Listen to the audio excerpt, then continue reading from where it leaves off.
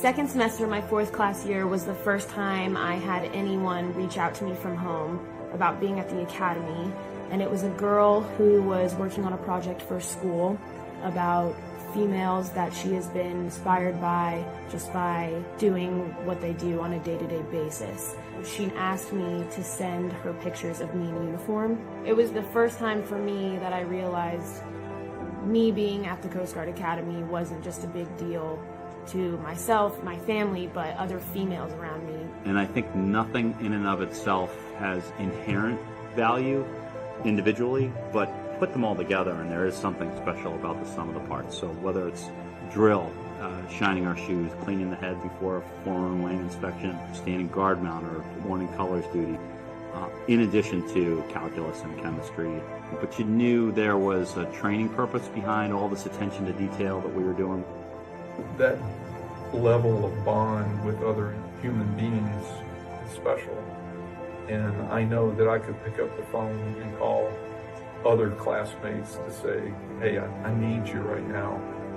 They'd drop what they were doing. They would be there for me just like I'd be there for them. So there's something special about the academy and the process that brings people together. You become a family. Every aspect of this place pushes you one way or another. Being from this place is such an achievement. Being an officer in the Coast Guard is really that amazing. It's really that incredible to be part of that and have that influence on the people you're helping and the people that are working for you. And you don't really discover who you are until you kind of get put into that crucible of getting thrown into the thick of things. And if you allow yourself to just take an easier route, you're going to regret finding out who you really are. If you can make it through the academy, you're going to discover so much about yourself. The day I left the academy was the most emotional day of my life. I got into the car and drove away and looked out the back windshield and waved and cried, saying goodbye to the people I've been with my whole life. But if at that moment I had only known that when I got to the academy I was going to have a whole new family that I love so much, and they're basically a home away from home, I probably wouldn't have been as sad on the day that I left home.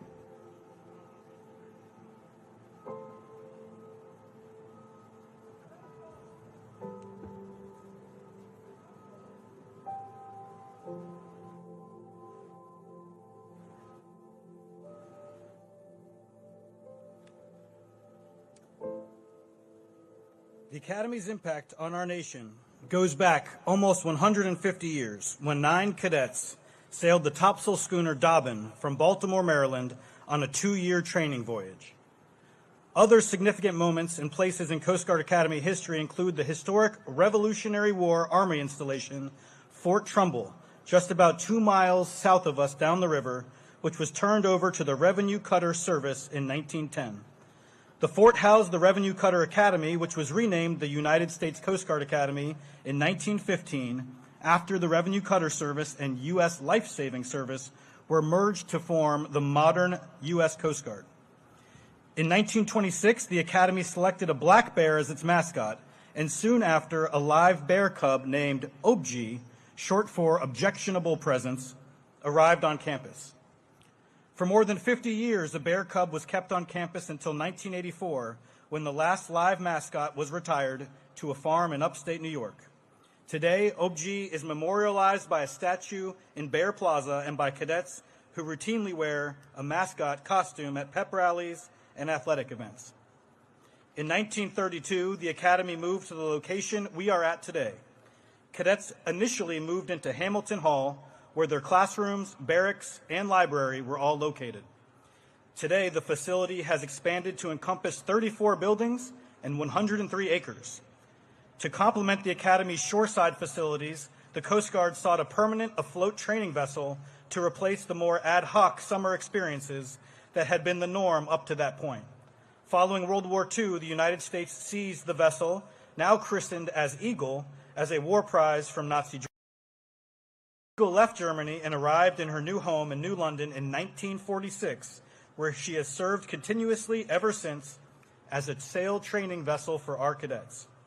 In fact, Eagle is currently dutifully executing her missions at sea off the east coast of the United States in celebration of America 250 as I speak. Let's take a look at what they might be up to.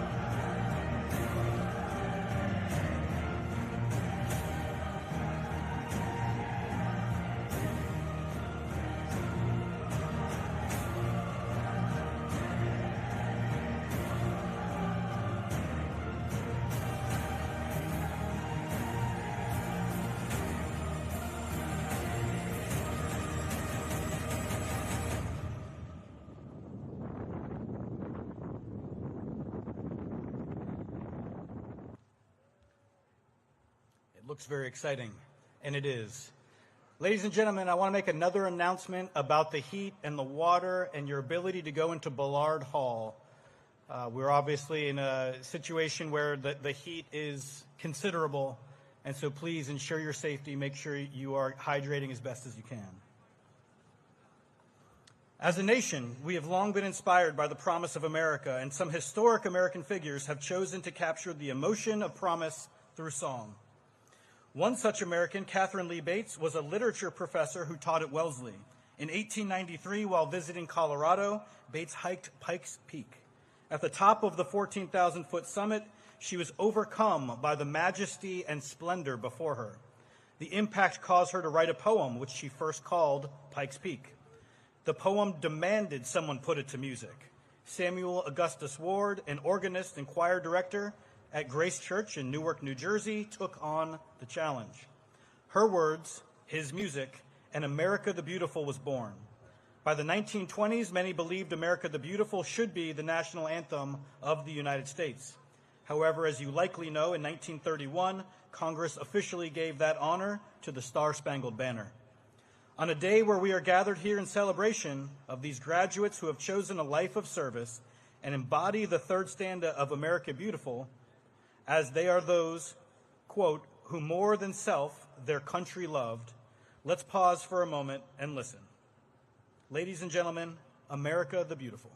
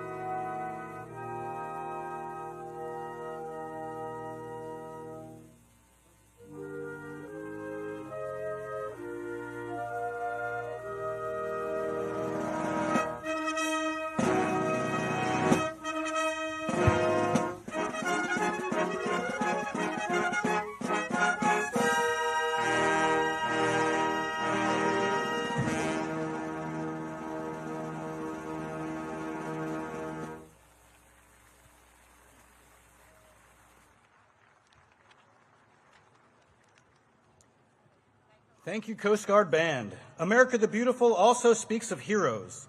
The Oxford Dictionary defines a hero as a person who is admired or idealized for courage, outstanding achievements, or noble qualities. Members of the Coast Guard are often put in situations that provide them opportunities to act heroically. It is our mission, our ethos, and Coast Guard heroes know that heroism without teamwork is nearly impossible. The class of 2026 will remain a team for the rest of their lives, overcoming adversity and working together to solve problems our great nation faces. Although very different from prior classes demographically, in many ways, the class of 2026 has been trained and prepared just as those classes before them. In fact, many of the traditions, indoctrination, and training evolutions remain similar to decades past. Let's see what the last 4 years of training, along with some fun, at CGA looked like for the class of 2026. If you don't know me, my name's Nick. And when I got into the Coast Guard Academy, it was the greatest day of my life. Little did I know what lied ahead of me. The start of my academy journey was marked by a 7-week training period called Suave Summer.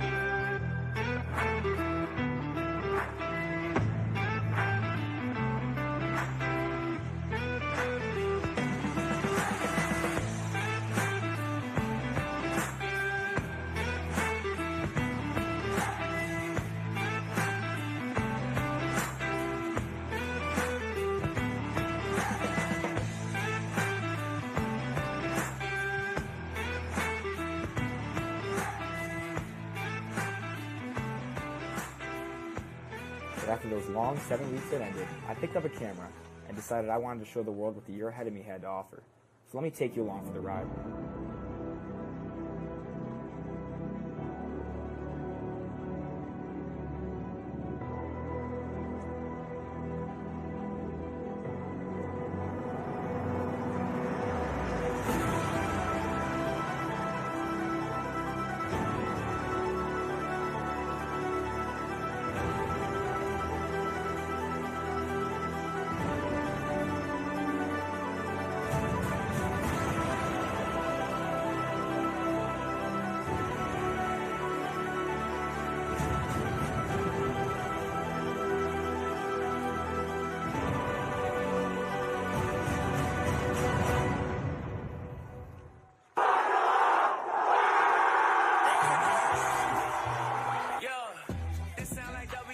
top of W's, make them say we had enough of you. You know how I play it, I came in the game just to make it uncomfortable. If I'm underrated, I'm under who? You plan on banging a gun and who? In the street, that's a sport, it's like tech support. Really, that mean if it's troubleshoot. None of them up in the piece, got a feeling they more than running away. They whole vibe is on WWE, but they swear that they part of NWA. They got nothing to say, I got too much to say. I got one on the way, that's a few months away. But I'm sunning whoever I view in a way. And I know that it's true when I say got made a way out of nowhere. I could flex on these boy with my throwaways. Up all night like I'm clocked in for OT. Swing for KO when I get the okay.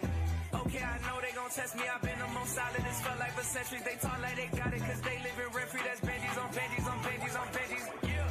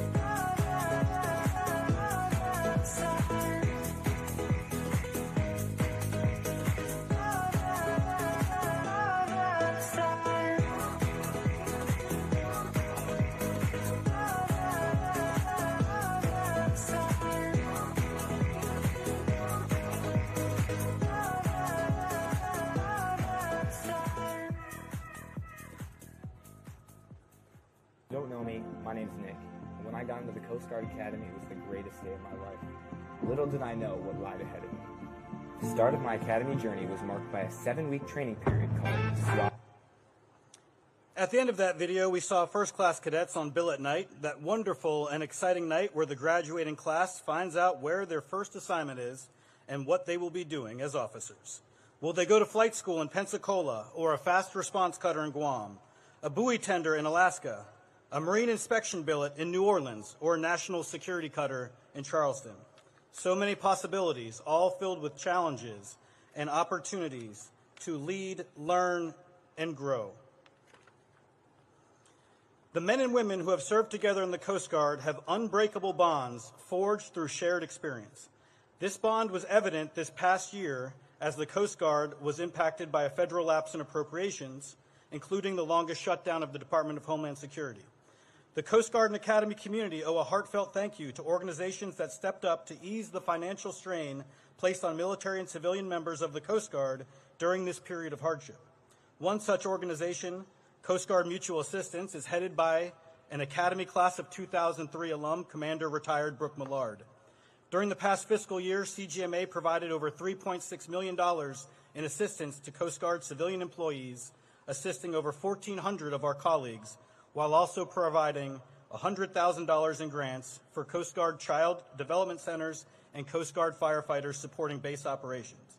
Other thank yous go to the Coast Guard Foundation and the Alumni Association for their continued support.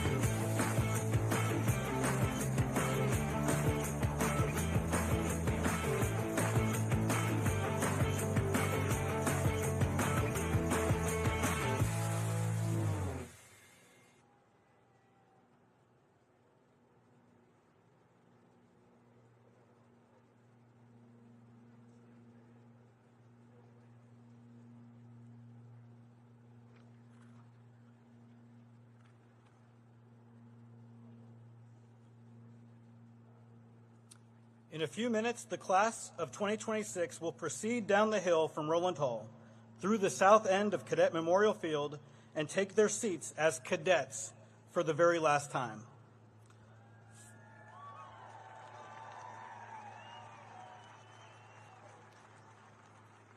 Following the cadets will be the faculty, officers in their whites, and civilians decked out in their regalia or business attire. Civilian academic regalia denotes many things, including the type of degree the wearer holds and the institution that granted their degree. The faculty will be led onto the field by Dr. Karen Wink, who will be carrying the Academy mace. During the Middle Ages, the wood mace, clad in metal, was an effective weapon in battle. But as newer and more powerful military arms developed, it was transformed into a symbol of dignity and authority. Today, the use of the ceremonial mace is found in the United States House of Representatives and in university and college convocations and commencements. Finally, from the Alumni Center on my right, we will welcome the official party and President Donald J. Trump, the President of the United States of America.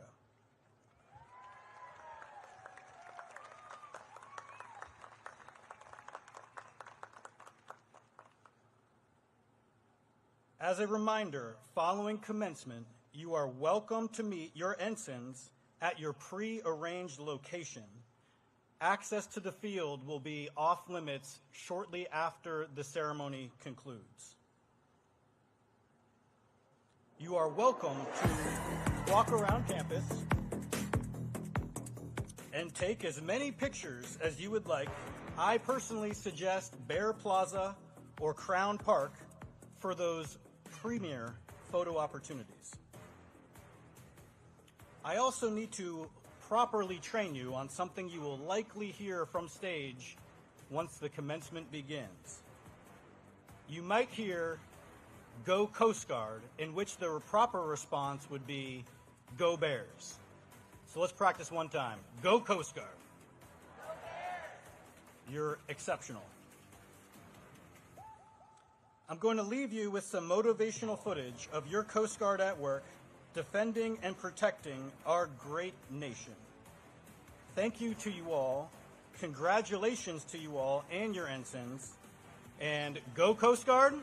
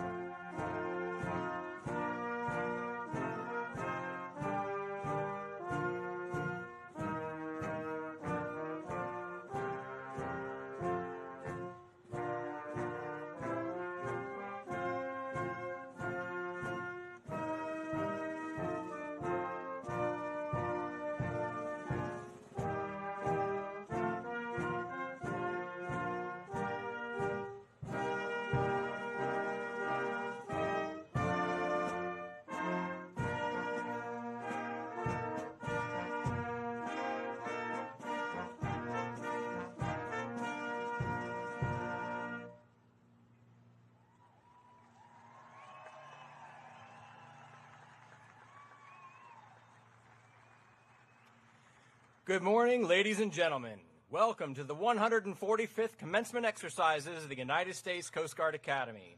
I am Master Chief Evan Birch, the Command Master Chief of the Coast Guard Academy.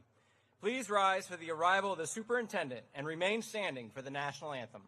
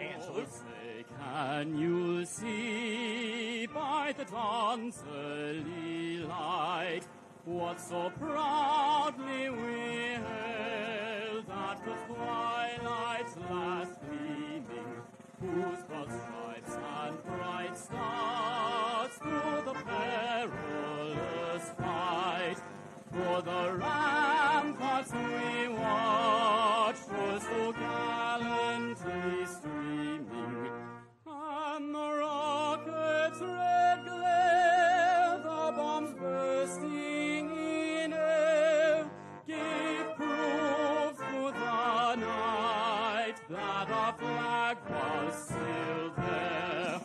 Oh, say does that star-spangled banner yet wave for the land of the free and the home of the brave? Ready, two.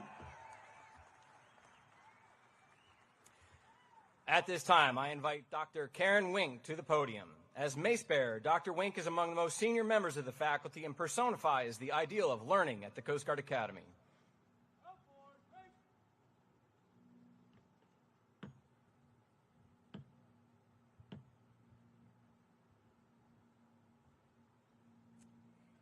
The 145th Commencement Exercises of the United States Coast Guard Academy are now convened.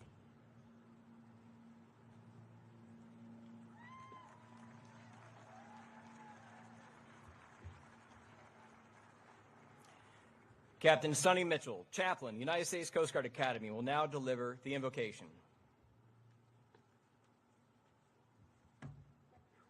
Let us pray. Eternal Father, strong to save, we give you thanks and praise today as we announce to the world that the Coast Guard Academy class of 2026 is now officially Semper Paratus.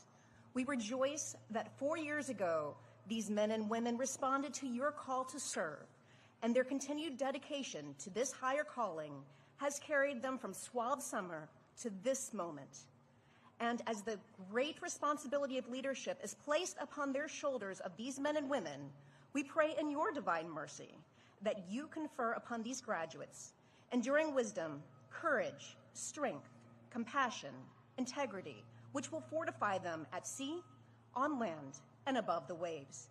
May your grace and mercy continue to empower these young leaders as they move to take their place among the rich traditions that they will inherit. We pray this in your most holy and precious name. Amen.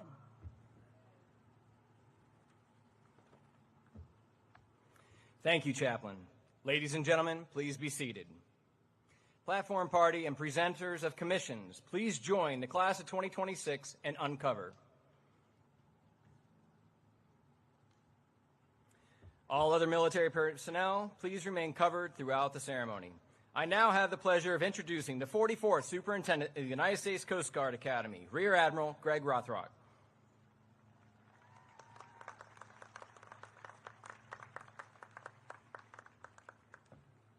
What a beautiful day. Distinguished guests, honored international delegations, alumni, veterans, faculty, staff, coaches, families, and friends. Welcome to the United States Coast Guard Academy, the home of the United States Coast Guard's Officer Corps.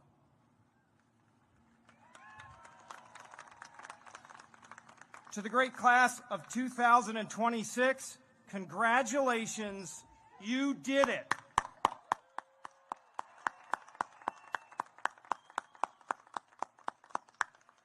Today marks the culmination of 200 weeks of relentless hard work, perseverance, sacrifice, and growth. You have pushed through challenges that tested your limits, and you've emerged not just ready, but as exceptional leaders. In a few minutes, you will receive your hard-earned degrees, raise your right hands, take the oath of office, and accept your commissions as ensigns in the United States Coast Guard. You will walk off this campus no longer as cadets, but as officers, leaders prepared to serve. This is truly a momentous day for the Academy, for the Coast Guard, and for our nation. We thank the President for presiding over today's ceremony and for the strong support that he has shown our service. And we are privileged to welcome him back to our 103-acre campus along the Thames River, where we build leaders who will defend our maritime borders, secure our nation's interests, and project American maritime strength, security, and prosperity at sea and around the globe. Thanks to the fiscal year 2025 budget reconciliation, the Coast Guard Academy has received millions in critical funding to strengthen all three pillars of our leadership development program: military, athletics, and academics. This will include monumental renovations to Chase Hall Barracks, a world-class aquatic center, and a new science and technology building. These strategic investments will pay dividends for decades and result in a more capable and more resilient maritime force. And while we evolve and modernize this campus, the core purpose remains unwavering. We are committed to producing officers who are ready to lead with character, ready to adapt to any challenge, and ready to serve. Unlike any other federal service academy, 100% of the Coast Guard's Officer Corps passes through these gates. This institution forges the character, the values, and the future direction of the service. As we approach the Coast Guard Academy's 150th year, and we will welcome the class of 2030 this summer, I can assure you we are committed to excellence, to honor, respect, and devotion to duty, and to producing leaders and warriors who put America first. Like the generations of the long blue line who came before them, the men and women of the class of 2026 stand ready to protect our maritime borders, combat threats to our homeland, and defend our national interests with skill, courage, and unyielding loyalty. I can say with complete confidence, they are ready to serve wherever and whenever our nation calls. To the families and friends of the class of 2026, to the parents who guided, the siblings who stood by, the mentors and role models who offered wisdom and encouragement, today we celebrate not only the graduates' achievements, but the vital role each of you played in making this day possible. Take great pride in what they have accomplished and in the extraordinary service that lies ahead.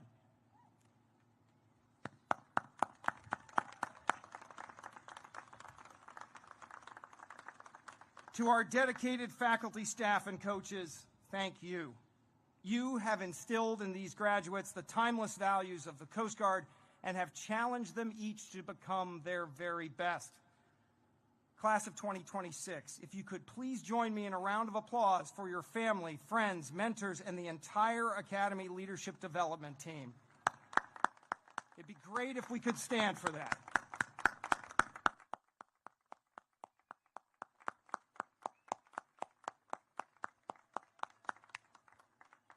Thank you.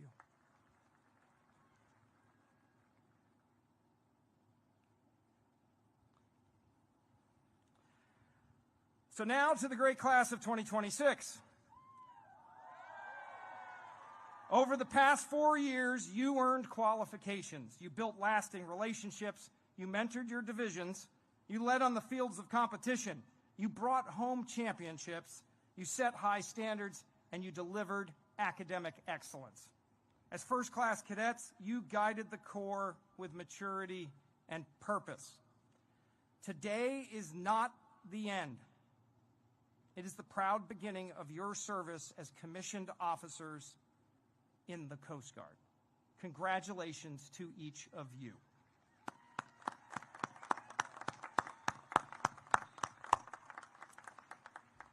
Now, of the graduates before us, 7 international cadets have enriched our Corps while proudly representing their home nations. At this time, we invite these international cadets and their delegations to stand as I call their names. Please hold your applause until all have been recognized. From Guyana, Verlin Gibson. From the Philippines, Arlen Bangsoy, Matthew De La Vega, and Ilissa Flores. From Honduras, Carlos Zavala. From Taiwan, Song Kai-seng. From Vietnam, Nan Ta. Please join me in a heartfelt round of applause.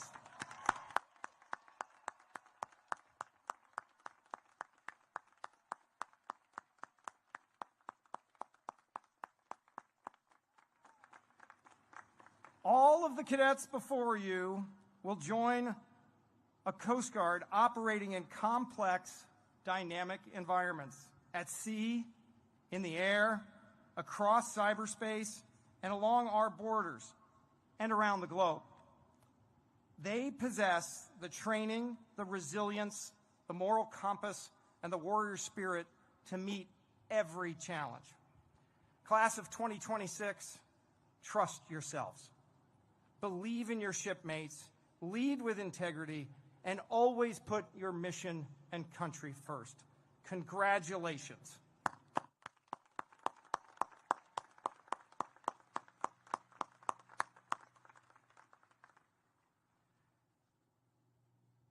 To all of our cadets, you will always have a home here on this campus. We cannot wait to see the great things you will accomplish in all of your years of service ahead. And so as the announcer said you might hear earlier, here we say, go Coast Guard! I'll do that one more time. Go Coast Guard! It is now my privilege to introduce this year's distinguished graduate. The distinguished graduate is the cadet who has achieved the highest military precedence average across academics, military performance, and the physical fitness program over their entire 200-week program. This year's distinguished graduate is Cadet First Class Matthew Lanzalata. First Class Lanzalata is from Virginia Beach, Virginia, and a member of Delta Company. He is a marine and environmental sciences major with concentrations in marine science and geospatial intelligence. His capstone research focused on testing short-range unmanned aerial systems to augment aids to navigation inspections. First Class Lanzalata participated in the Service Academy Exchange Program and attended the United States Air Force Academy during his second class year. He was the trap and skeet team captain and led the team in competitive shooting events against fellow service academies.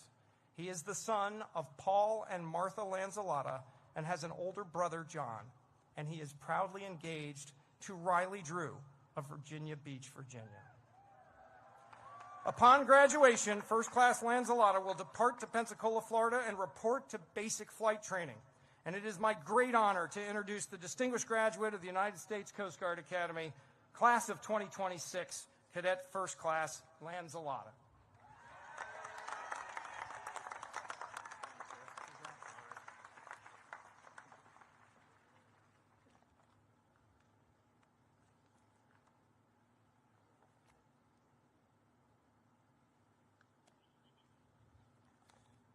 Good morning, Rear Admiral Rothrock, distinguished guests, faculty and staff, family and friends, and of course, the great class of 2026.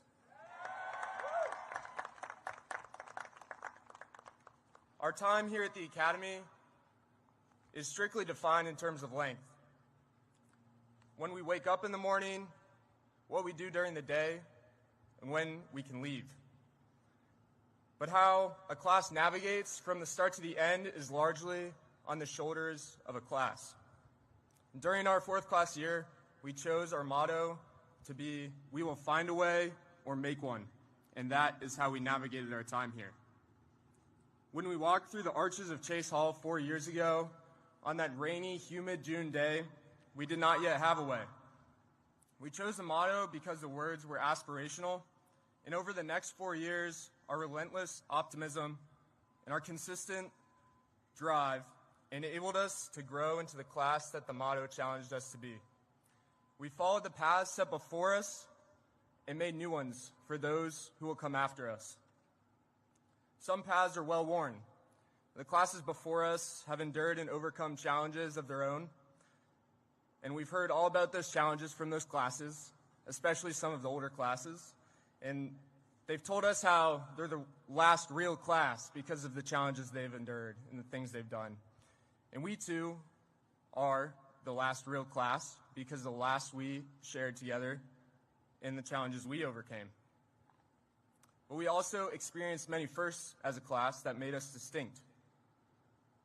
This year, our women's rugby team led the programs to the first collegiate national title. Our class was the first to implement a phased approach to summer training and the first to graduate ensigns with minors in emergency management. We pioneered new career pipelines into physician assistant school, into deployable special forces directly from the Academy, first to ever do it. We found ways through challenges that tested our resolve but never did it alone. Our faculty and staff have shown up for us every day with professionalism, patience, and care. And they have taught us, coached us, mentored us, and kept us moving forward every single day. That commitment has left an impression on our class, and it deserves our gratitude. So I'd like to take a moment, if the class would like to turn around, look behind you. Behind you sit faculty and staff, family and friends, loved ones, who have poured into you, supported you on your hard days, and celebrated you on your good ones. And our class found a way because you supported us every step of the path to this stage. Thank you.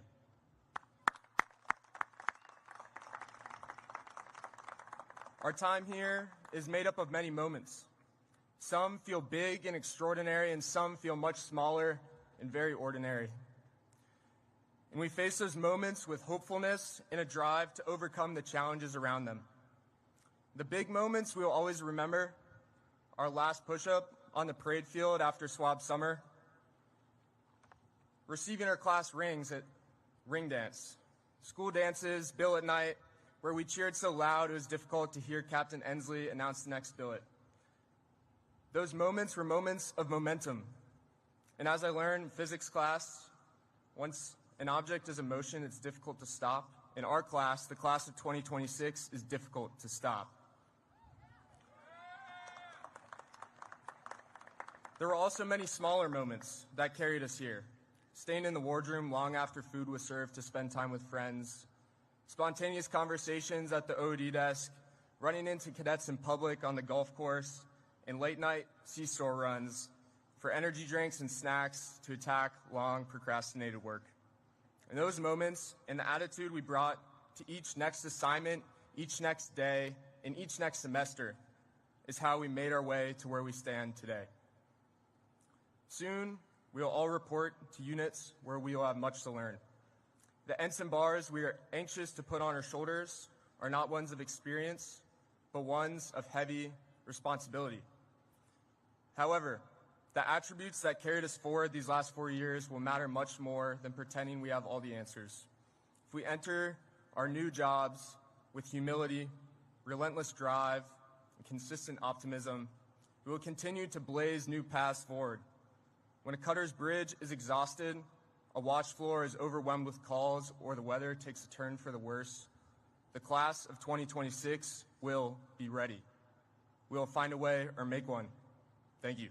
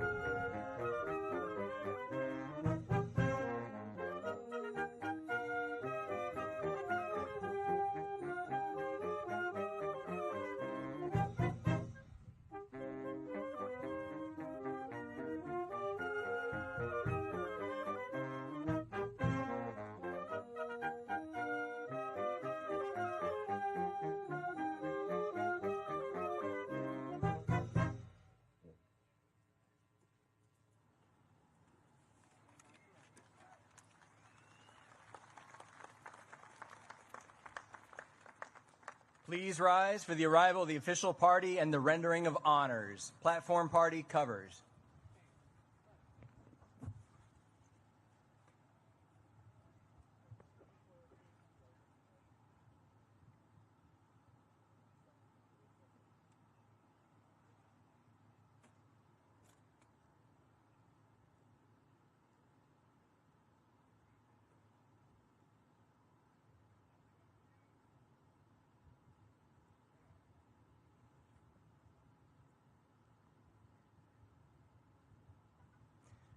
Now, Coast Guard arriving.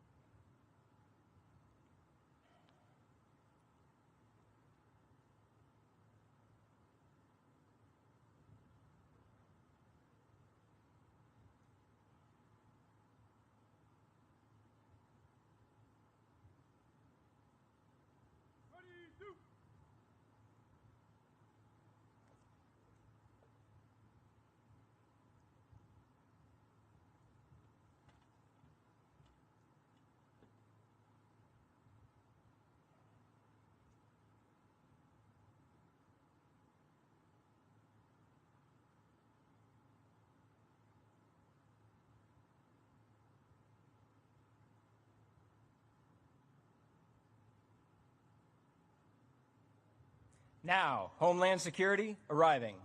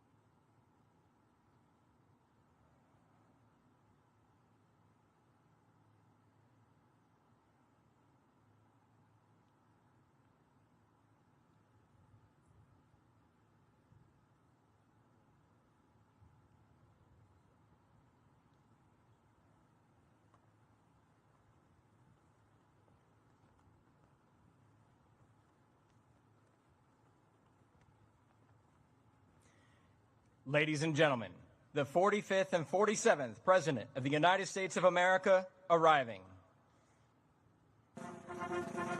Covered military personnel, hand salute.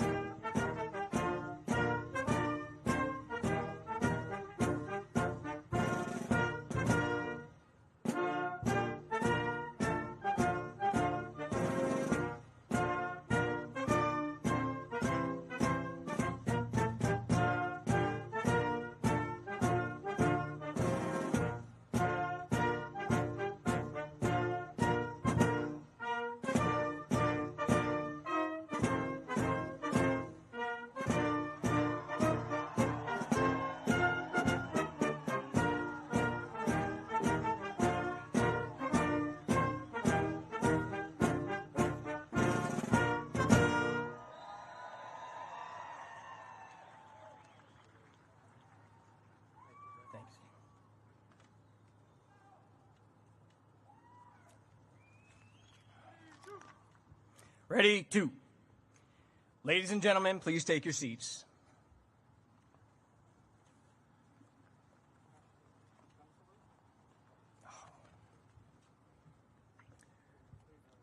Please rise for honors with a 21-gun salute and ruffles and flourishes.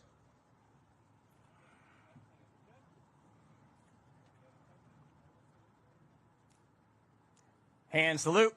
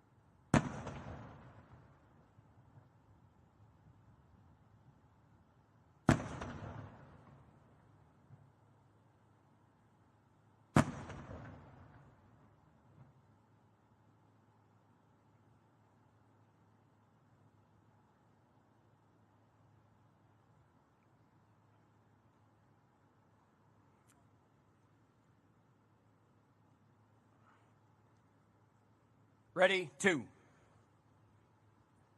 Ladies and gentlemen, please take your seats.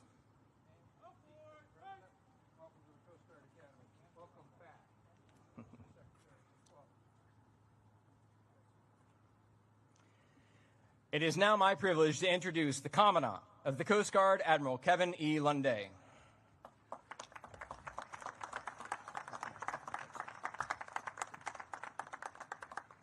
Good morning. Linda Lee and I are honored to be here today.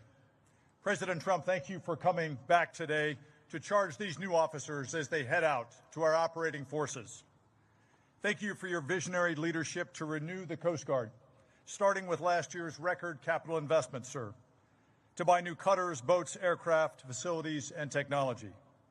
Sir, we've already spent $13 billion of that to meet your intent, and we're on track to spend nearly all of it by the end of this year.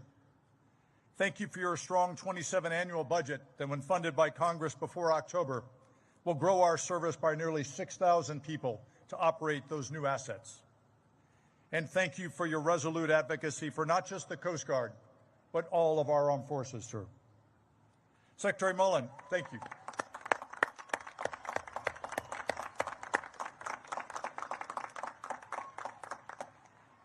Secretary Mullen, thank you for your leadership and support of our Coast Guard men and women and their families.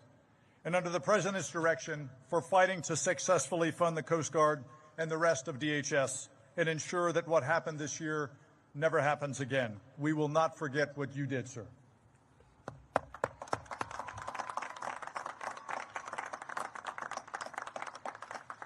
To the superintendent, faculty, and staff, thank you for forging these men and women into leaders of character who are ready for the call.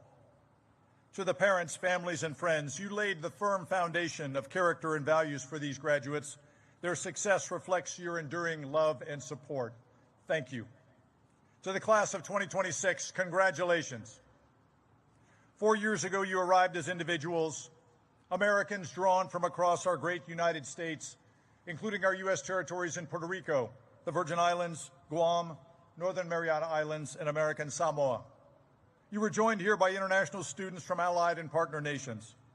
Today, as you march out, you do so as a unified team, forged in the crucible and bound together by a shared calling to serve with honor, respect, and devotion to duty.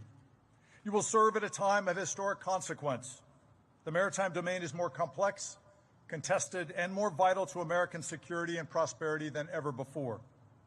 And today, the Coast Guard is in greater demand, and we are delivering proven value and results to the American people. We save lives. We secure and defend our homeland and its maritime approaches, from the borders of the mainland U.S. throughout the Caribbean and the Western Hemisphere, to Alaska and the Arctic, to Hawaii and the 3 territories in the Pacific and in cyberspace. We facilitate commerce through our ports, waterways, and shipping, vital to America's economic prosperity and to rebuilding the nation's maritime might. And we respond to crisis. At the same time, our service is implementing the President's vision to renew the Coast Guard through force design, a generational transformation that's building a new fleet of assets and bringing in the additional men and women who will operate them. Our people are our greatest treasure. And as we build the most advanced ships in the world, they are nothing without their crews and the leaders of character to command them.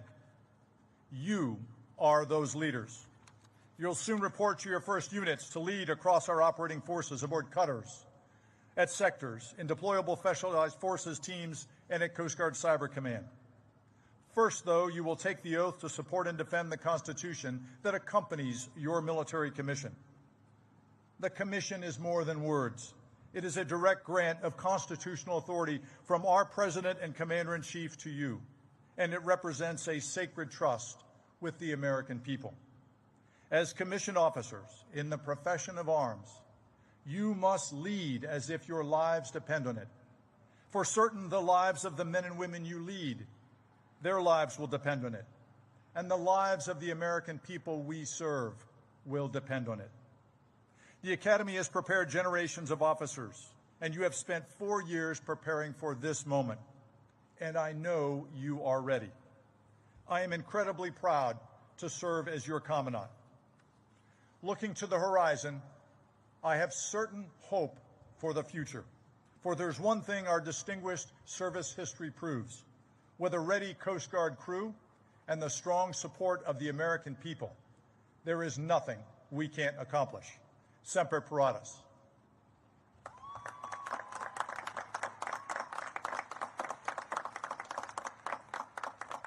I'm now honored to introduce a distinguished leader who knows what it takes to secure our United States and enable our Coast Guard and the Department to deliver mission success. A fighter who's always in our corner, leading from the front, our Secretary of Homeland Security, Mark Wayne Mullen.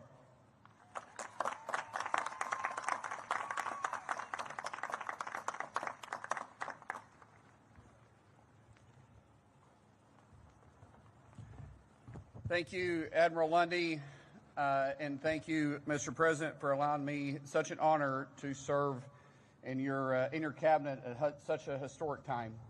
As Secretary of Homeland, it's a very humbling position I find myself in, and I play no games about who is my favorite out of the 22 components. I understand the Coast Guard, you're our first line of defense to protecting the homeland. And our President, our Commander-in-Chief, he believes in peace through strength. But he also understands that not everybody believes in peace, and some people only respect strength. And because of the great men and women who sit in front of me today, you give our Commander-in-Chief the options. Because you're the 1%ers. You're the 1% that will stand up and you defend our freedoms, you defend our Constitution, you defend our homeland, you defend our nation. And our Commander-in-Chief loves you for that.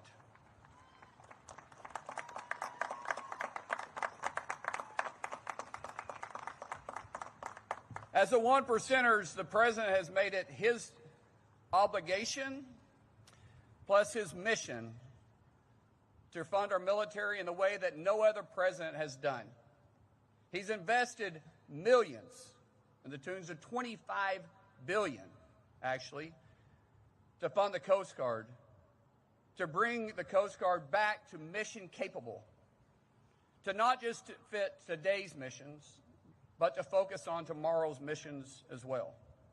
As I stated before, you're the front line protecting our shores. You protect our inland waterways. You're the law enforcement of the water. And our president realizes that. Your commander-in-chief, this isn't his first time to come and speak at this podium. In fact, this is his second time to come speak at this podium.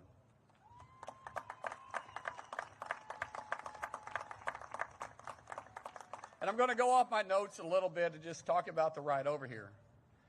He had your Commandant, Lundy, in the Flying Mobile Office, or the Oval Office, and he was bragging about everything from your uniforms to how you guys learn how to swim, to your missions capability, and to the fact that you guys are involved in every mission, and when we're taking down the narco boats to the illegal flag vessels, you guys are involved in it. And it comes with a great sense of pride for me, because I get to call our commander-in-chief also my friend. And for me to stand in front of you today and be able to introduce him to the one percenters, I take that as one of the greatest honors of my life. So without anybody waiting on me, because I'm never going to get in the way of this guy, let me introduce your commander-in-chief, our 45th and 47th President of the United States, Mr. President Donald J. Trump.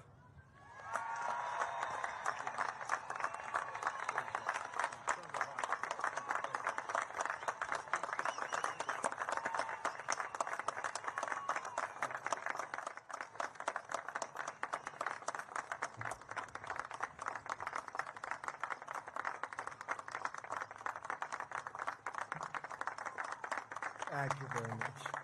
Thank you very much. That was beautiful. He's a fantastic man. He's a special, very special man. He always has been. And Mark Wayne, thank you. Appreciate it. And hello, cadets. And let me begin by saying a very big congratulations to the class of 2026, special class. It's a true honor to be here on this magnificent day at one of the most prestigious military academies anywhere in the world, and I'm thrilled to become the first president to ever give a second keynote address to this storied institution. I am very proud of that honor. We'll have to try it a third time. We're going to have to try it maybe a third time, too, to keep that record intact. And a few moments from now, every graduate in the field will go forth with a even greater honor, one of the highest distinctions anyone can attain. You'll become commissioned officers in the United States Coast Guard, and our country is hot. This is a great time. Our country is hot. I hate to say it, but I will. A year ago, a year and a half ago, 2 years ago, the last administration, we were a dead country. Right now, we're the hottest country anywhere in the world. We're respected all over the world. You saw that with China just recently. You saw that in Venezuela. You saw that right now in Iran. Everything's gone. Their Navy's gone. Their Air Force is gone. Just about everything. The only question is, do we go and finish it up, or are they going to be signing a document? Let's see what happens. But we're a hot country. We're the hottest country anywhere in the world, with the strongest, most powerful military anywhere in the world, and there's nobody close. I want to thank our new Secretary of Homeland Security, Mark Wayne Mullen, a fantastic man, for the introduction, along with Coast Guard Commandant Admiral Kevin Lundry. And he is something. He's a special guy. You know, when you get to that position in the Coast Guard, you're very something. I don't have to ask, gee, how good is he? They have to be very good. It goes with the territory. And the President of the Republic of Palau, Surin Gil Whips, Jr., I want to thank you very much. And you're here, and we appreciate you being here. Thank you very much.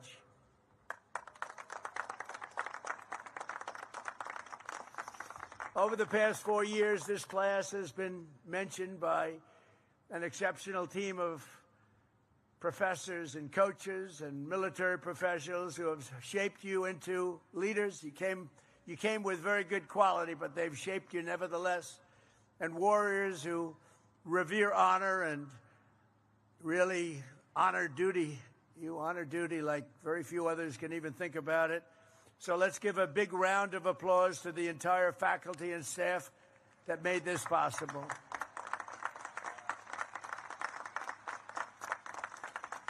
And I especially want to thank Academy Superintendent Rear Admiral Greg Rothrock.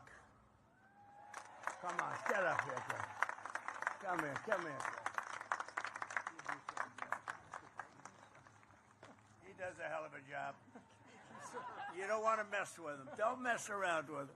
Thank you very much, Greg. Fantastic. Also, your Assistant Superintendent, Captain Jess Razioux. Where is he? Where? Oh, nice. Very nice. Thank you. Commandant of Cadets, Captain Aaron Cassavant. Hi, Aaron. How are you, Aaron? Command Master Chief Evan Birch. Evan, where are you, Evan? Good job up here, Evan. It's never easy, Evan, up here, right? You feel more comfortable in the water. And class advisor Christy Rose. Christy. Thank you, Christy. And of course, where would you be without the wonderful friends and family in the stands? And there are a lot of them here who loved and supported you, and they were with you every single step of the way, and they do love you. They do love you. Sometimes they're not forthcoming with that statement. They're up there. Half of them are crying. Look, their boy, their girl, right? Their boy or their girl. They call him girl, by the way, and they call him boy. And in 30 years, they'll be calling you boy and girl, too. They love you. Your parents and your family, please.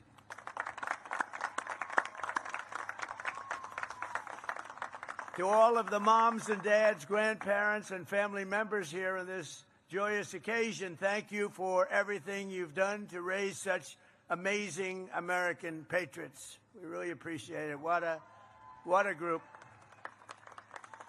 And today is all about the incredible class of 2026 that you've achieved and all of the things that you've achieved and the exciting future that awaits. You have an amazing future.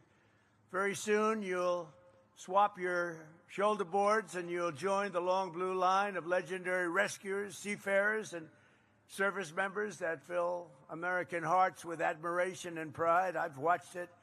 I've watched you during those hurricanes in Texas, and you got out there and you were going through waves that nobody else would have done. I wouldn't have done it. I would have said, Captain, I'm not feeling too good today. I think I have to take a day off. But you would have none of it. You are really something. I watched it. You saved so many lives. During my first term, we had one of the worst hurricanes ever in Texas and the Gulf. And the bravery that you displayed was incredible. You saved thousands. I think the number was 17,000 lives you saved.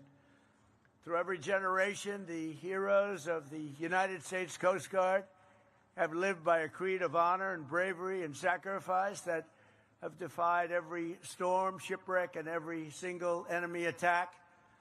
In the hour of need, our Coast Guardsmen have brought hope to the hopeless and swept the innocent from the jaws of a raging sea, seas like nobody's ever seen before in some cases.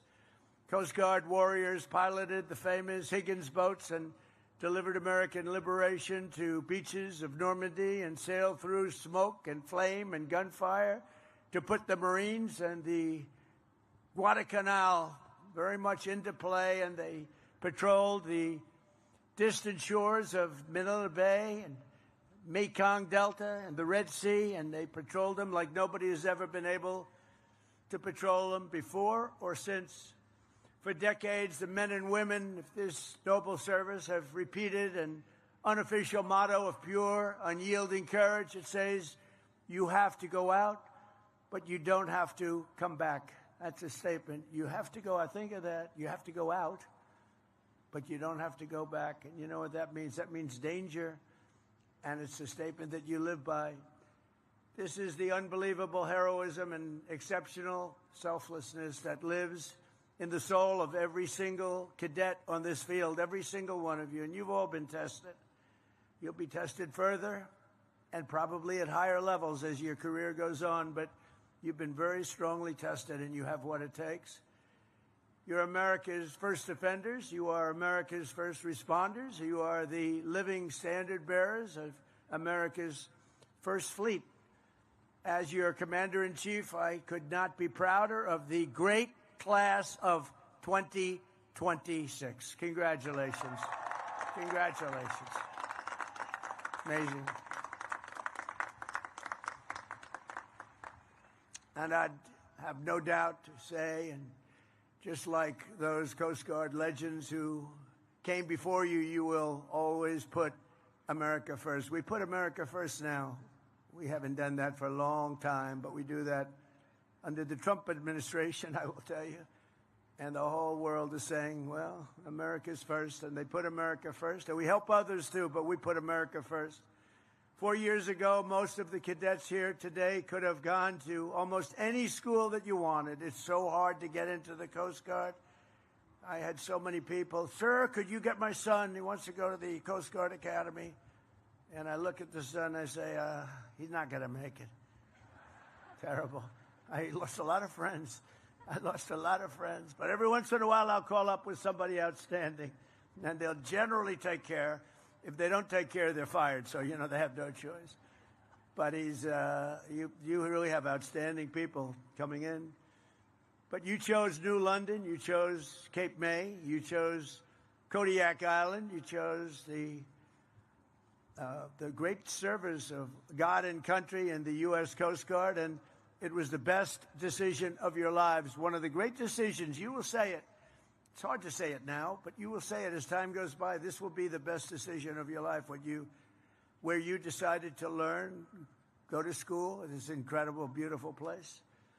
You came as strangers and American teenagers. You leave as officers, American warriors, and friends forever. You're always going to be friends with each other, hopefully with me.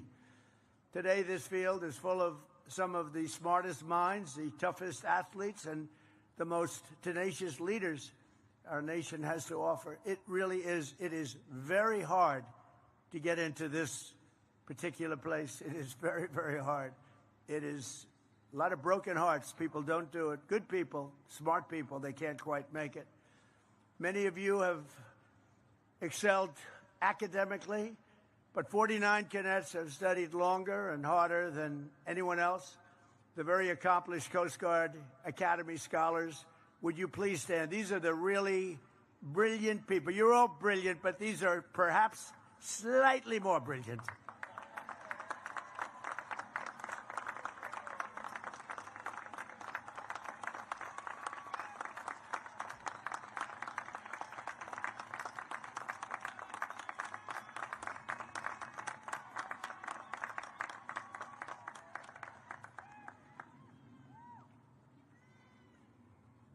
Don't feel guilty. Don't feel guilty. Never feel guilty about success, right? But I think it's great. And at the top of your class with the highest score in both military and academic achievements is distinguished graduate Matthew Lanzillotta. Where is he? Where is he? Come here. Get up here. Come on. Come on, get up. Get up. I want to see this guy.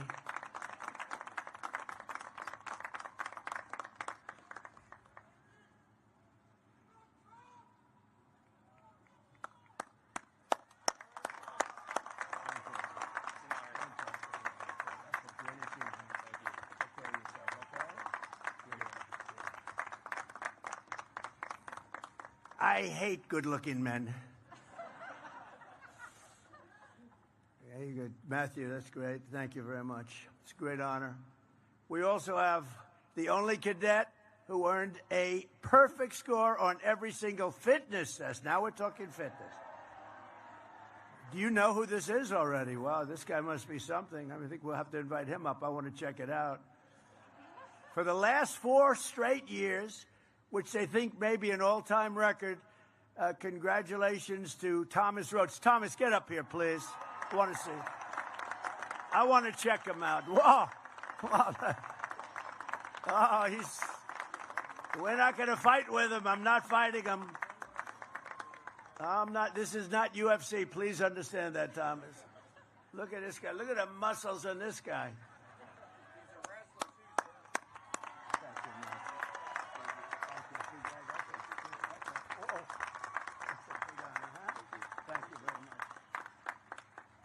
Just hit him on the shoulder. I hurt my hand. It's like hitting a rock. That's great. Thomas, that's fantastic. Another member of this class is making history as well today. Mike Keddish becomes the first Coast Guard Academy graduate to ever go straight from the Corps of Cadets into the Coast Guard Special Forces. So what was that all about? Come on up here. Come on. Let's go. Come on up here, Mike. I want to see what these guys... I like to see, what these guys are like. Because, it's competition for me, too. I have to compete with you now. I'm not liking that. How are you? Fantastic. Wow, that's a big achievement.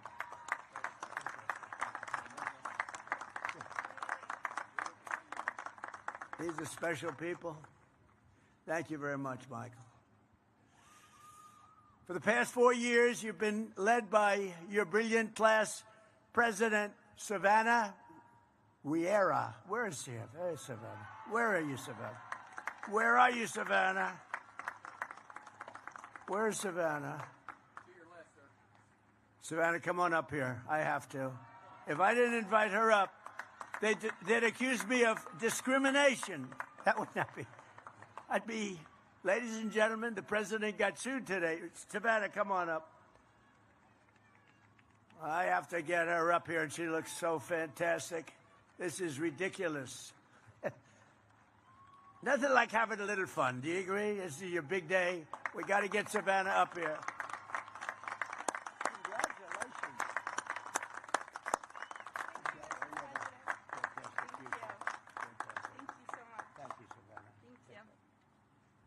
Thank you, Savannah. Well, this class has also been blessed with many tremendous athletes, including the Academy's all-time leader in receptions, yards, and touchdowns, wide receiver, Brooke Desta. Where's Brooke? Wow. That's a pretty good record, Brooke. I'll let you come up if you want. You want to come up? Come on up here, Brooke. Come on. You can see they want you up here, Brooke. So do we have a little NFL future here, maybe? I don't know. Usually that can happen when you're leading by that much. That's a lot of achievement. Thank you.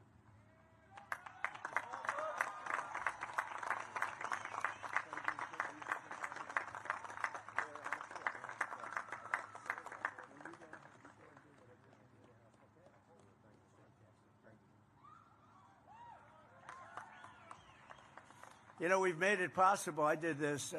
We made it possible for people like Brooke that really have a great ability at sport, and in some cases will be drafted by the NFL or have a chance of getting into the NFL or baseball or basketball or whatever it might be. The problem is they had to serve, as you know. They had to serve 5 years, and that's not exactly conducive to being drafted very high if you had to go away. So I made a decision in my first term, and we adhere to it very strongly, that when somebody has the ability to go into Coast Guard or West Point, Annapolis, Air Force, any of them, if you have a student with extreme ability that gets drafted and can play in professional football, we allow you to go immediately, and you serve your time in the Coast Guard or whatever after your professional career is over. And it has made such a difference. It's also made a big difference in recruiting. That's why your teams are better today than they used to be. So I make these little contributions. I don't know if people know I made those contributions, but so, Brooke, I want 25% of everything you earn. Thank you, Brooke. I appreciate it. So it's a little bit of a help, but it actually, what we didn't expect, it made your recruiting much better because you're able to now recruit the top people that really have a chance of getting into professional sports, and one of the reasons you have such good teams. We also have your all-time leader in points in the assist for women lacrosse, Abby McAllister. Abby, where are you, Abby? Stand up, Abby. Oh, are you that good, Abby? Do you want to come up, Abby? Come on, Abby. Come on up, Abby. See, we throw them a little off on timing when I do this, but what the hell? We have time, right? This is your day. And when somebody achieves with these people, we should give them a little extra recognition, right? That's a tough sport, Abby. I don't know. I'm not going to mess with you. That's great. That's a big record.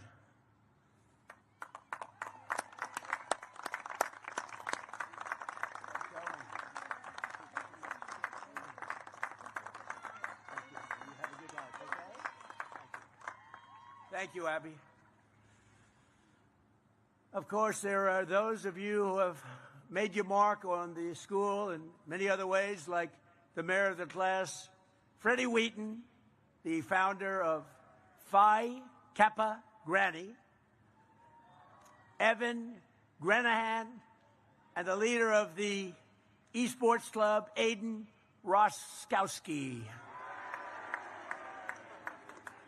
They've done a great job. That's good. That's also called leadership.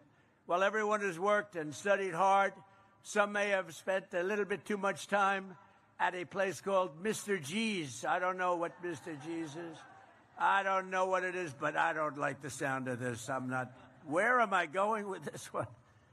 But we want you all to have a clean slate as you begin your careers. So, therefore, Mr. Superintendent, I hereby absolve all cadets who are on restriction for minor conduct infractions and even somewhat major infractions, effective immediately. Okay? You guys, you got away with murder. I was just in a good mood. I was in a very good mood to do that. Every branch of our armed forces protects American lives, but the Coast Guard is the only service explicitly dedicated to saving them. You're saving lives. You never leave an American behind, and you never would. In the past year, our Coast Guard heroes have saved over 5,200 lives at least and helped carry out and carry over 19,000 people to safety. Amazing. One of the special cadets in this class has already saved his first life during his first-class summer, providing life-saving care to the person in distress off the coast of Alaska. Job well done. That's Mason White. Mason, thank you. Stand up, please. Thank you. Thank you, Mason. Great job.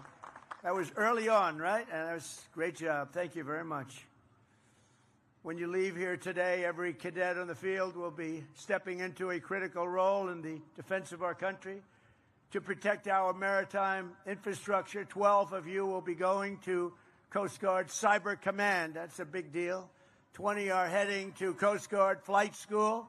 23 will join Prevention and Response, and a whopping 181 cadets will become afloat officers in a fleet, because, as you like to say, underway is the only way, and that's a pretty cool statement. And, you know, I don't know if you know this, but I was telling your leaders before that we have 11, you know, we're way down on icebreakers, and we've ordered 11. We're working with Finland. They make icebreakers. They make the best icebreakers. We're going to learn everything we can learn. We're going to shortly make them ourselves. But we're making, right now, currently under construction, we have 11 beautiful. And I said, come on, when's the first one coming? They said, in 28. I said, I'm going to be here in 28. Maybe I'll be here in 32, too. I don't know. Maybe I will. But I'm going to be here in 28. And I'll tell you, I said, that's great, because I'm going to be there at the dedication. They have been trying to get icebreakers for years and years. and no president was able to provide them with what you need to get it done. And I want to thank the country of Finland, because they are known to make the best icebreakers. And I thought going there, for starters, you know, we tried making one, but it was too front heavy. It wouldn't have worked, because an icebreaker has to come crashing down. And when the front weighs 4 times more than the back, bad things happen. So I realized we didn't know what the hell we were doing. I went to Finland and was with the president of Finland, and we worked out a deal. And we're making 11 total. Some of them are going to be made right here. We're going to learn the craft, and we're going to have so many icebreakers. You know, Russia has 48, and we have one very old one. It's ridiculous. And we have the whole Arctic. We have the whole region. And we're going to have a whole big fleet very shortly, and they're starting to come in a very quick fashion. After that, we're going to go way up higher. We'll have at least 55 within a short period of time, so that'll be great. And you're going to be operating them and running them, and it's probably another category.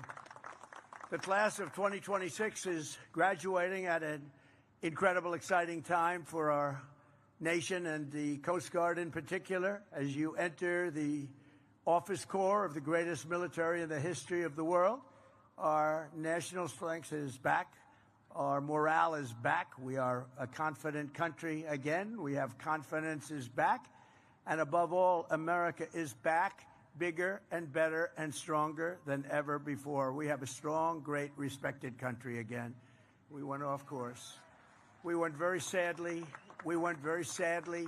off course. For years, Washington, D.C. was run by foolish politicians who thought they could defy the laws of world history, violating every common sense principle, for preserving national power and national security. And they surrendered our industrial capacity to other countries, crippled our energy production, threw open our borders. We had borders with they were open borders, they called them. People came in totally unchecked and unvetted. You know how many people over 4 years in the last term? 25 million people. They came in as murderers. They were coming in from other countries. They came in from prisons. They were drug dealers. They came in from mental institutions and insane asylums. They allowed them to just flow into our country. We're getting them out. We've got a lot of them out. 11,888 murderers. Think of that.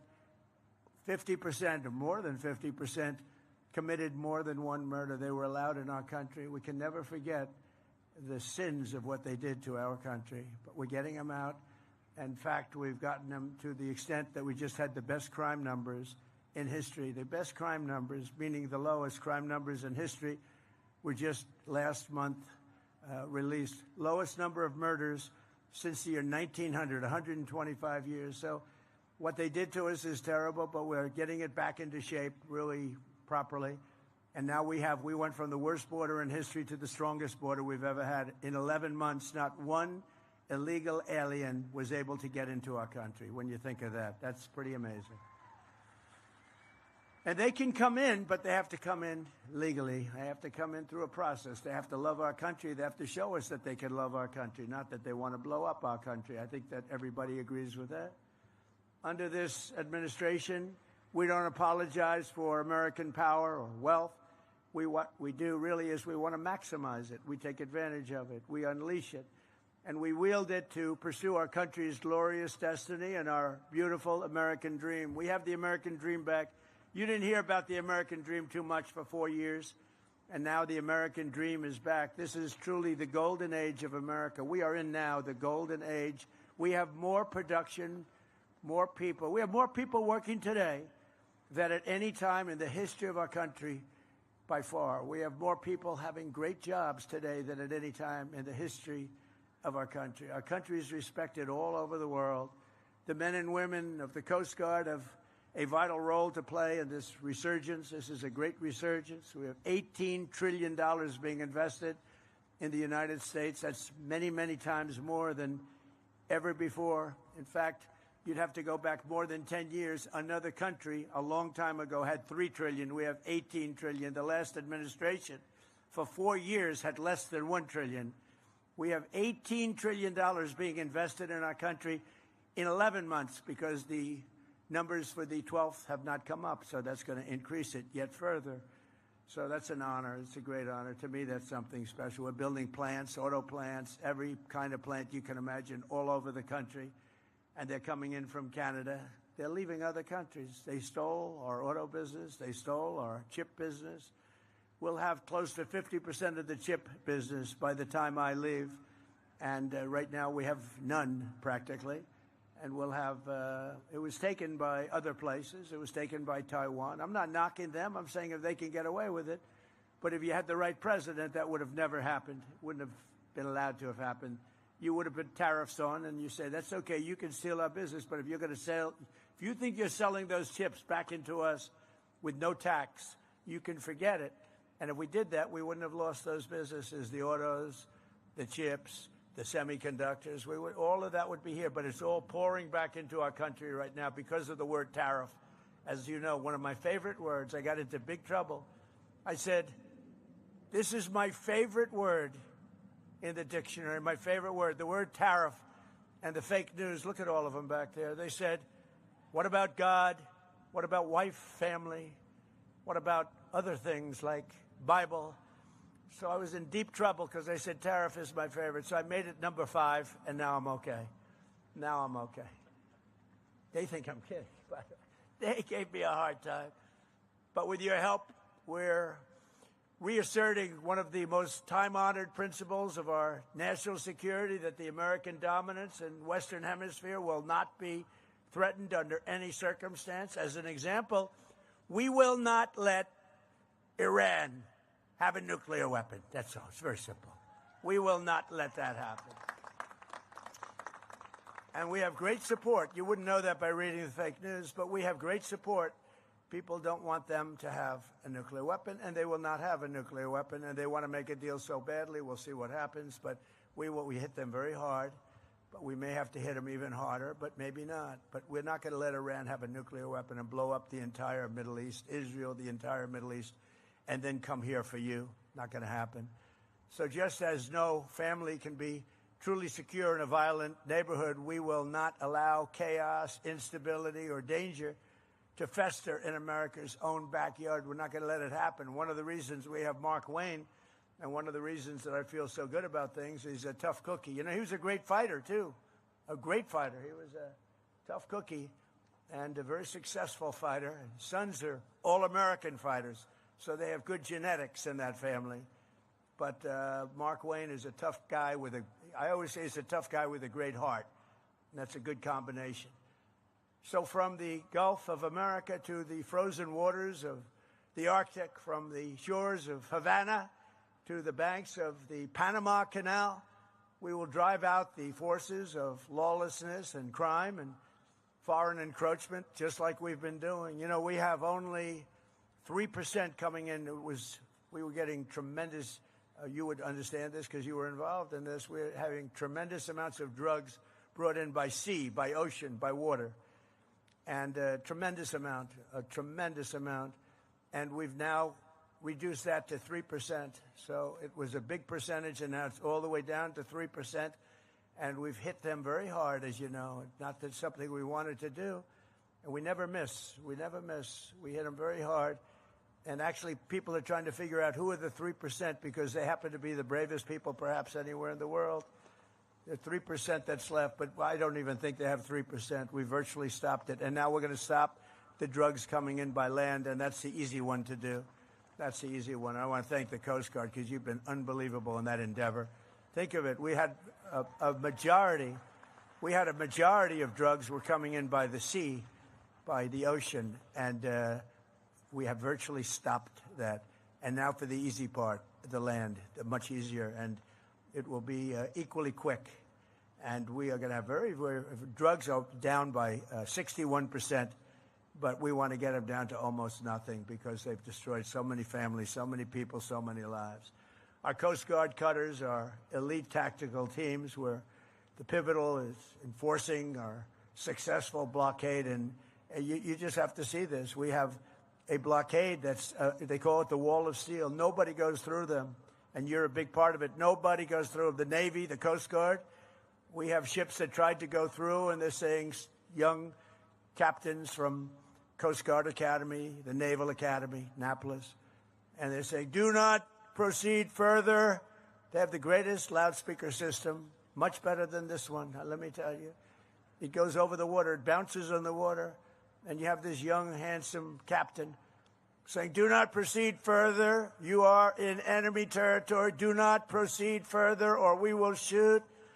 And you have a ship that's like 2 football fields long that carries 2 million barrels of oil. Think of that, 2 million barrels. And on occasion, they'll try and disobey. And last week you saw one shot, not a missile shot, a bullet, a very large bullet. A bullet from 4 miles hit the rudder of the ship, and the rudder of the ship fell into the ocean. It was a beautiful thing to see. It just fell in. I said, what the hell kind of a shot was that? And the man said, no, we are going back to Iran. See, now I say Iran. I don't use because he obviously has a correct pronunciation. We will go back to Iran. And it took, with a broken rudder, with the rudder that was laying at the bottom of the sea, it took 10 miles just to turn that ship back.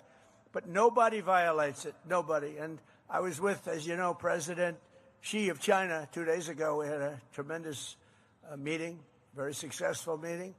And he agrees our military is phenomenal. I don't want to go beyond that, but I will tell you he respects our military tremendously. Our military is respected. We have, as I said, the greatest military anywhere in the world, and we're going to keep it that way. We have a budget this year of $1.5 trillion. That's the biggest budget we've ever had. That includes the Coast Guard. Don't worry about it. Look, they're getting a little bit concerned. Don't worry, it includes you. You're going to have so many Coast Guard cutters, you're not going to know what to do with them. You'll have a cutter that's 2 years old. You say, Captain, I want the new one. Didn't used to be that way. But we have a lot of money coming your way, you know that. Because of these people and people like them. They made a great case for it, and I'm a big fan. So, we take care of it while I'm here, because we're going to take care of the Coast Guard like you wouldn't believe. And in a flawless, thank you. And in a flawless operation last January, supported by the Coast Guard, America's armed forces captured the outlaw Nicolas Maduro and brought him back to American justice. He's awaiting trial from Venezuela, an attack that took less than 1 day. And it was an amazing, I think it's one that's going to be studied for a long time. Great, smart country, very tough military country, but it really took 48 minutes and 13 seconds to be exact, but let's give it 1 day. And he's now awaiting trial. And now we have a great joint venture with Venezuela. We have millions of barrels of oil coming into Houston and coming into parts of Texas and Louisiana and Alaska.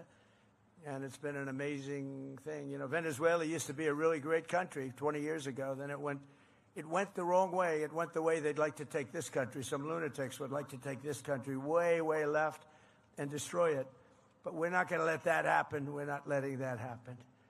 This service has also been at really the center of the battle to restore sovereign borders for the United States and keep drugs and criminals out of our country, and we're keeping them out. Since I took office, the Coast Guard has seized over 206 million lethal doses of illicit narcotics, the most in the history of our country, enough to kill a country, a large country, many, many times over. And you've seized it, and you seize it constantly, and you don't play games. Last August, the Coast Guard cutter Hamilton interdicted 76,000 pounds of illegal drugs, the largest Coast Guard drug bust of all time, largest ever.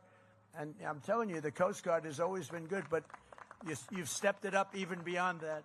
5 cadets graduating today were part of that historic action. And I'll mention their name. Elliot Coles, stand up, Elliot. Jenna Lewandowski, Piper Stevens, Hannah Warner Kay, and J.J. Banek Gebel. Thank you. Great job. Thank you very much. The Coast Guard has also played an important role in Operation Epic Fury to ensure that the Iranian regime never obtains a nuclear weapon.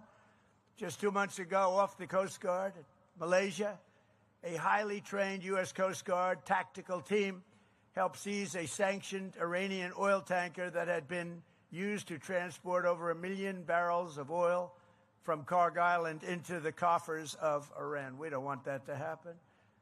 This is the third sanctioned Iranian vessel the Coast Guard has helped capture since we began the fighting, the real fighting with Iran, and many more to come, I suspect, unless they get smart. Everywhere you go, you say, never forget. You represent the most righteous, successful, and exceptional nation in all of history, and you were really put in a position where you wear the uniform, the most powerful military ever to sail the seas. You are right now at the pinnacle of this nation. You are at the pinnacle. 4 years ago, 3 years ago, I couldn't have said that. I wouldn't have been up here, but I couldn't have said that. You were not at the pinnacle at all. Right now, you're at the pinnacle of the Coast Guard, at the pinnacle of the military, and that military includes the Coast Guard will soon be stronger and more powerful than ever before with all of the things we've done. Last year, I signed a record-setting $25 billion investment in the Coast Guard, including funding for 22 new cutters, 40 new search and rescue helicopters, 25 state-of-the-art icebreakers, and we're also providing $380 million for renovations and improvements right here at the Academy. The Academy is going to be so beautiful. It's already beautiful, frankly, but it's going to be tippy-top, as I say. It's going to be perfect. Under our leadership, this service is seeing more action than at any time in many decades. I would say at any time, period, you've never seen what is happening. And the Coast Guard, as good as it has been, has never seen what's happening to it right now.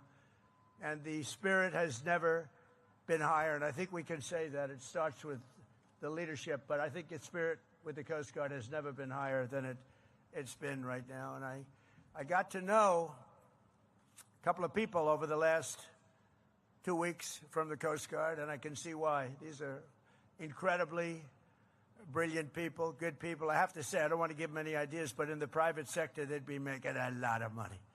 And you know what? They wouldn't trade what they're doing. Would you guys trade for millions a year? Maybe. Maybe. No, you wouldn't. I don't think you would. A lot of people would like to be in your position that are doing very well, believe me.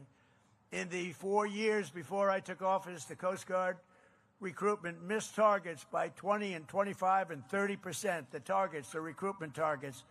And not only you, the Marines, the Army, Navy, Air Force, Space Force, that's my baby. I started the Space Force. I was very happy. It's going to turn out to be one of the most important of all. But you miss your recruitment numbers, and it was an embarrassing time. Not only the military, the police, firemen, anybody with a uniform, they didn't want to be associated with our country, frankly. And last year, the Coast Guard beat its recruitment goals by 120%. And we have so many people wanting to get into the Coast Guard and all levels of the military now that weren't even thinking about it. To me, it's one of the most exciting things. When I first came, we had the election on November 5th, and it really started from the day of the election. But we had the election on November 5th. But I will tell you, before that, you couldn't recruit people to go into the military. Nobody wanted to be there. They were trying to reduce standards. Now the standards, I hate to say, are through the roof. But now we have lines of people wanting to get into every group of, whether it's the Navy, the Coast Guard. And I will tell you, I looked at the numbers, the Coast Guard in particular. You have exceeded your numbers. You have a waiting list that's a mile long of people that want to get in. So I think I have to say congratulations on that. You know, it's a really big deal. And by the end of my term, we are adding 15,000 new Coast Guardsmen. And we're going to have them added to the list because of all the new equipment that we've ordered. And it's a true honor to be your commander-in-chief. I mean, I'm looking at you. I'm glad to get to shake hands of a few of your outstanding people.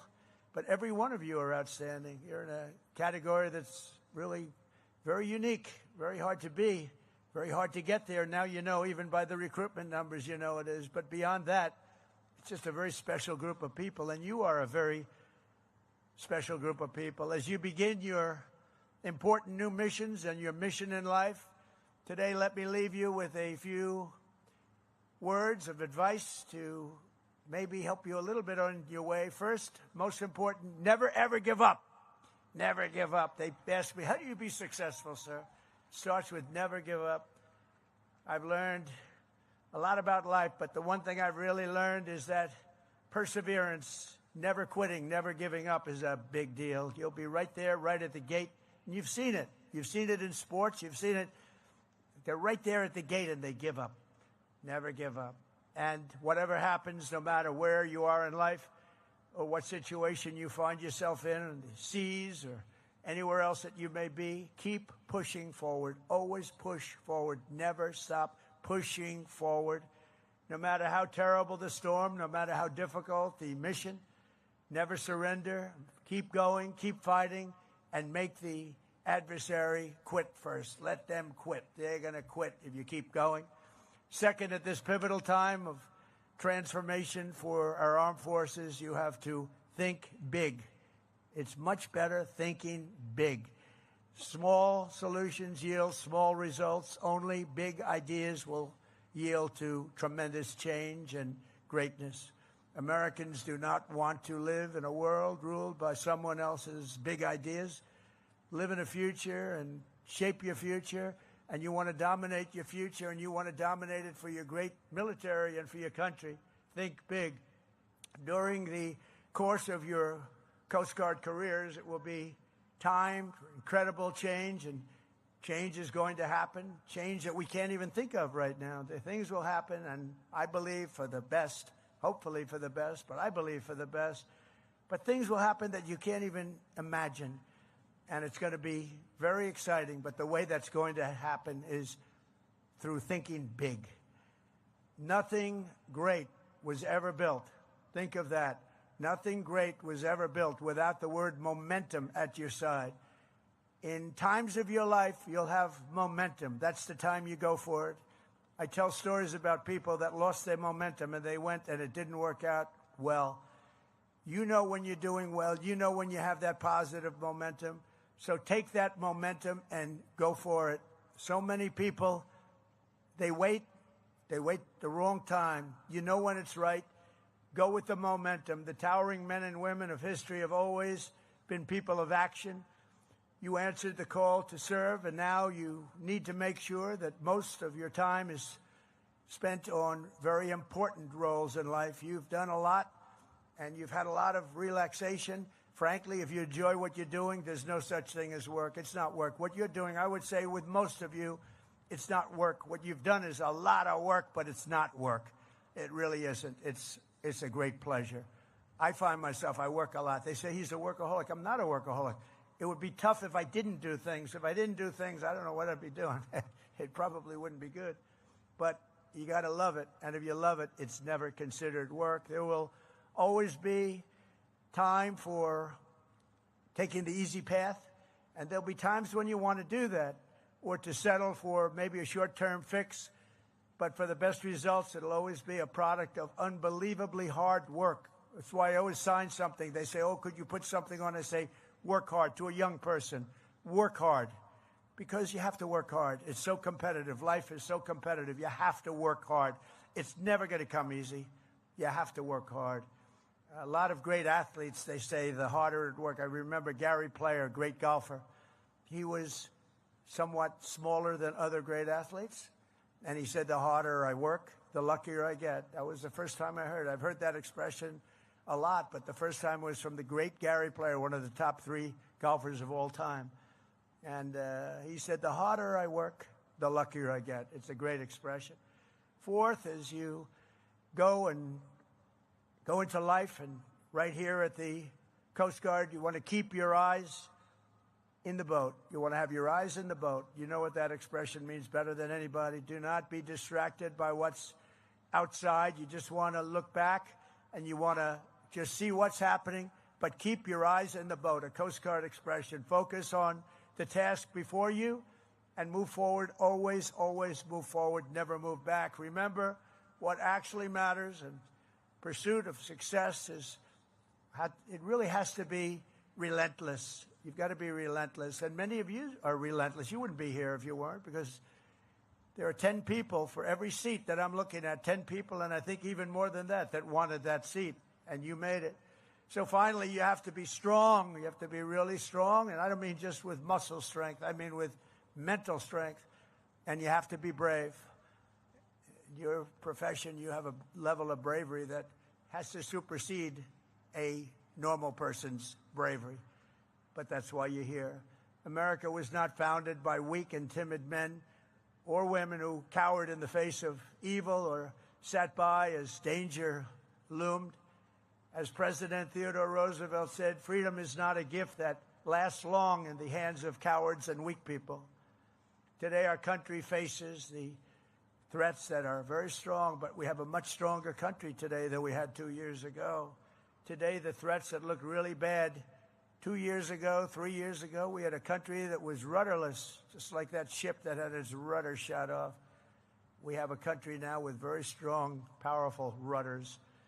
But every one of you has your soul, the strength and courage to face whatever comes before you. You're going to do unbelievably well. I mean, just have no idea. I look at audiences all the time, but I'm looking at this audience. It's just an incredible group of people, a beautiful, beautiful, brilliant group of people.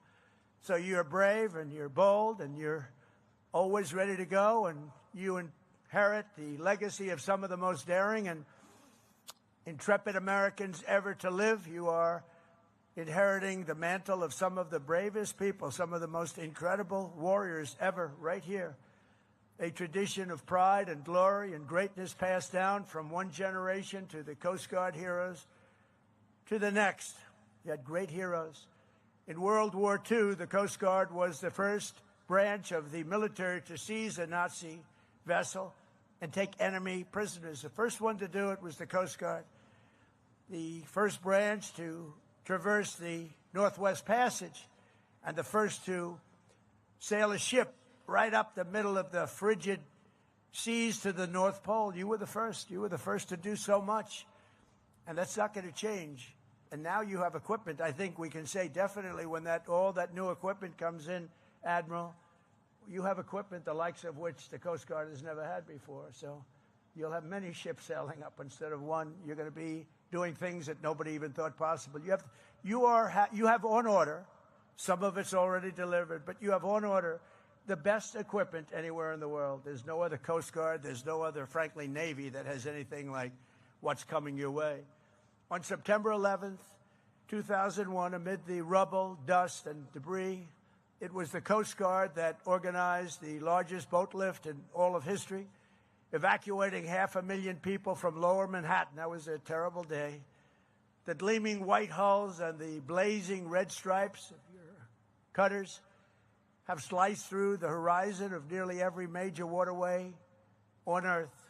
Every day, Coast Guard members plunge into pitch-black oceans, rush onto roaring surfs, and do battle with Mother Nature at her absolute worst. Mother Nature like few can imagine it even exists. And I've seen it. I've seen things that I said, nobody's going into that storm, and you guys go into it like it's just another day of work.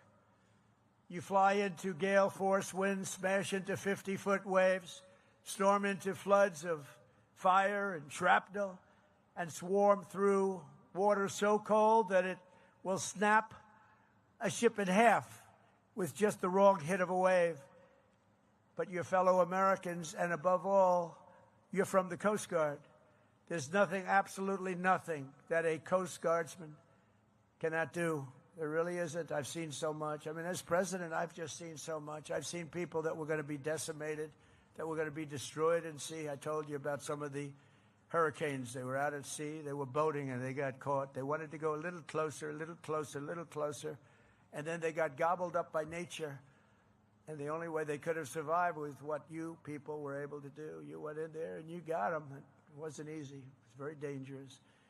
No matter how perilous the task, you're unafraid, and you're just an unstoppable force, and you want to stay that way. The U.S. Coast Guard has never, ever let us down. And with men and women like the great class of 2026, I know that will never happen. You're going to go on to greatness, the likes of which even the Coast Guard has not seen. So wherever the duty calls, whatever danger comes our way, you will fight, fight, fight, and you will win, win, win. I want to just say a very strong God bless the Coast Guard Academy, the class of 2026. God bless the United States military, and God bless the United States of America. Thank you very much. Have a great, great, and stellar career. Thank you very much, everybody. Thank you.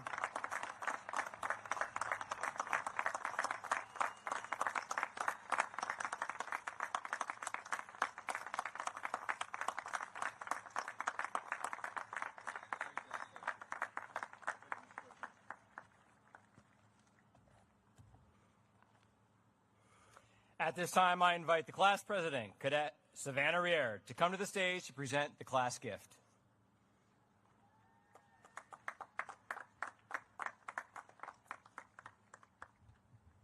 Mr. President, on behalf of the class of 2026, I present you with this token of appreciation.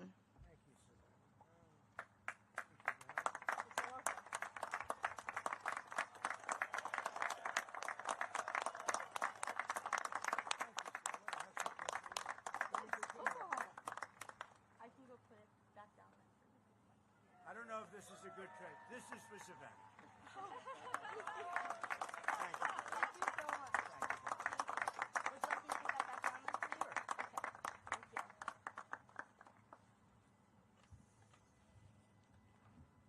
I am now pleased to introduce Dr. Amy Donahue, Provost and Chief Academic Officer, who will share remarks and present candidates for degrees. Please be seated.